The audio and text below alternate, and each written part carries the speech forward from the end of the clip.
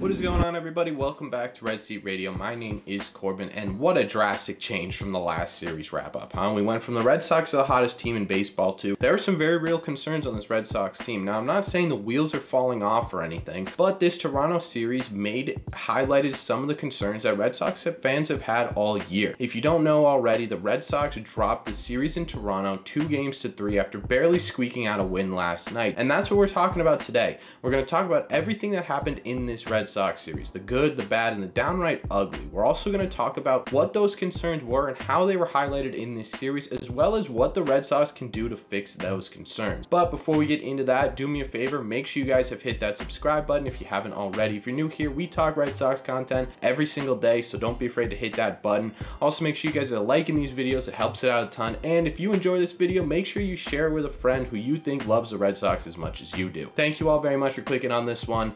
Let's get into it.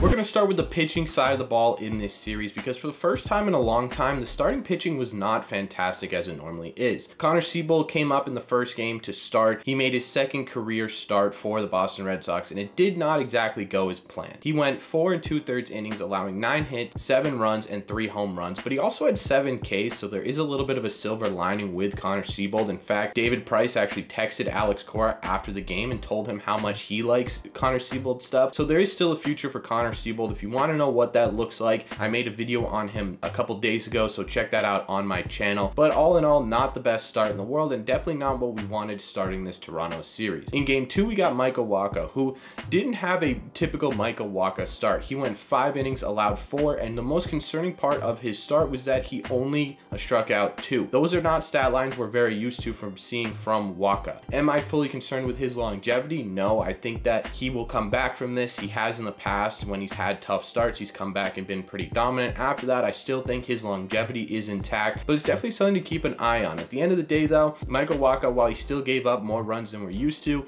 was able to keep us in this game, and that's what matters at the end of the day. In the third game, we got Pavetta, who continues to be a bright spot on this Red Sox team. He went 6 innings, allowed 2, and struck out 5. Also in this game, he called Vladdy a bitch and got the benches cleared. So all around great start from Pavetta, again, who continues to be the bright spot on this Red Sox team, regardless of what goes on outside of him. He is officially transformed in front of our eyes from a back end rotation type player to a potential all-star. He had a fantastic game, and he had the fury of 1,000 suns on that mound in this game like he normally does. So I love everything Pavetta is doing right now. All in all, the starting rotation, while it wasn't exactly what we're used to in terms of starting rotation for this Red Sox team in 2022, our 2 reliable, trustworthy starters were able to keep us in these ball games, and that's what matters at the end of the day. The same cannot be said for the bullpen, which simply just didn't do that. In game 1, they actually did fairly well. Conor Sebold let up a lot of runs. The bullpen came in, they stopped the bleeding, they didn't let up any other runs in that game. Obviously, 7 runs is a lot to come back from, but you got to give the bullpen credit where credit's due. In game 2, a little bit of a different story. The Red Sox are tied in the 7th. John Schreiber has to come out to keep the game tied. Then you throw Danish in the 8th, who keeps the game where it's at. And then in the 9th, he falls apart a little bit. I don't know why Cora decided to go 2 innings with Danish, but we'll get to that in a second, because after Danish walks the first 2 people, Hansel Robles comes in and in 1 pitch allows Bo Bichette to tie the game, and then in a couple more pitches allows Vladimir Guerrero Jr. to win the game. In game 3, you have a lead going into the 7th or 8th. I can't remember exactly what inning it was. Either way, Brazier gives that up and is now tied, and then Strom comes in and he keeps the game tied in the 9th, which he did fantastic at. And then the Red Sox get a cushion in the 10th. In the bottom of the 10th inning, Matt Strom decides to make things interesting and allows 2 runs to cross the plate before he's able to put the last out. That's why I said we barely squeaked by. This has to be the main concern for this Red Sox team right now. It has to be. Simply has to be.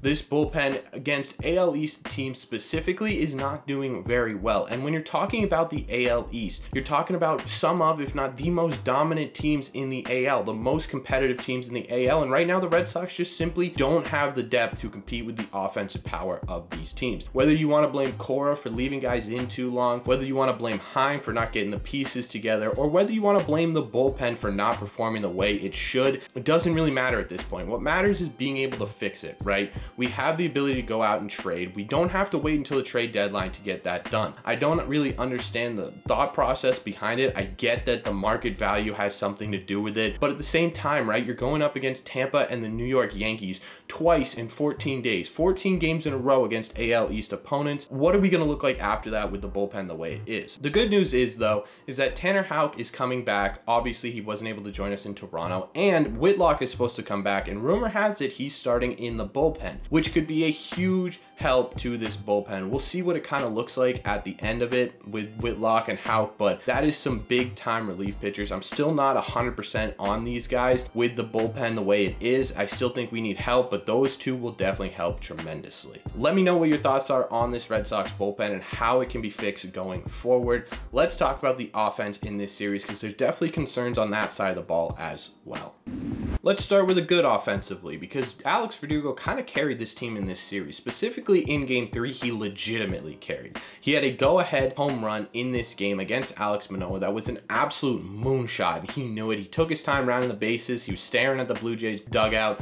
Love those kind of things out of Alex Verdugo. Then in the 10th inning, he hits a very clutch 2-out double to give the Red Sox that cushion that they needed in the 10th inning to finish that game off. I absolutely love when Verdugo's hitting well, not only with the swagger that he brings when he's hitting really well, but also because he is a legitimate spark plug to this team. It seems like when he's doing well, the Red Sox are doing well. And speaking of spark plugs, we have to talk about Rob Refsnyder, who also had a clutch home run in Game 2 to tie the game. He had a sac ground out, he had a sac fly, and he has been unbelievably clutch for this Red Sox team. I know we've said it 100 times, but it is going to be really difficult to figure out who stays and who goes once this team is fully healthy. Trevor Story also had a home run in this series, and this was a home run that no one in the ballpark expected to get out. I don't even think Trevor Story expected this to get out, but it was hit so hard and on such a line that it snuck over the fence. The Blue Jays outfield didn't even know it was gone for a second, so Trevor Story's power coming back a little bit, which is fantastic to see. Now, the main concern with this Red Sox offense is that in this series, JD, Devers, and Xander, our big three, the three guys that we rely on the most, went 5 for 35, hitting only 142 in this series. Now, granted, you're facing the Blue Jays' best pitchers. 2 of them are Cy Young candidates, but still, if you are expecting to win series, these guys need to be a part of it. That's just how it goes with this Red Sox team. Now, I'm not expecting these guys to have 3 hits each night and having 2 home runs combined each night, but they at least need to be productive for 2 out of 3 of these games, or 3 out of 4, whatever series we're playing, because that is how this Red Sox win.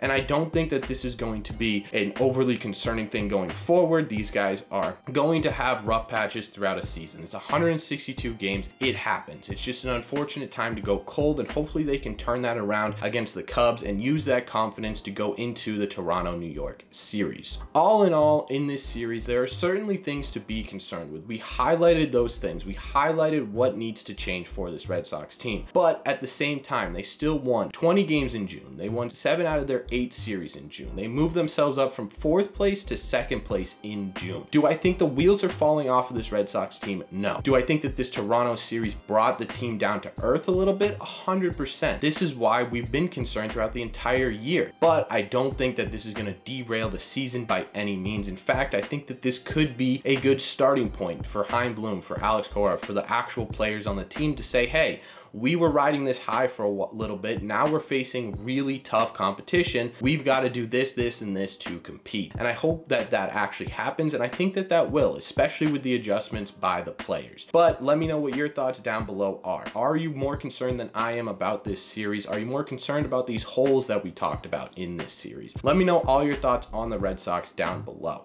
As always, if you've made it to the end of this video, do me a favor. Make sure you guys have hit that subscribe button. If you made it to the end, you clearly enjoy it, you might as well hit subscribe. Same thing with the like button. If you made it to the end, you might as well hit that like button. Also, if you enjoyed this video, do me a favor, make sure you guys share this with a friend who you think loves the Red Sox as much as you do, because there's a good chance that they'll love it too. Thank you all very much for clicking on this one, and I will see you in the red seats.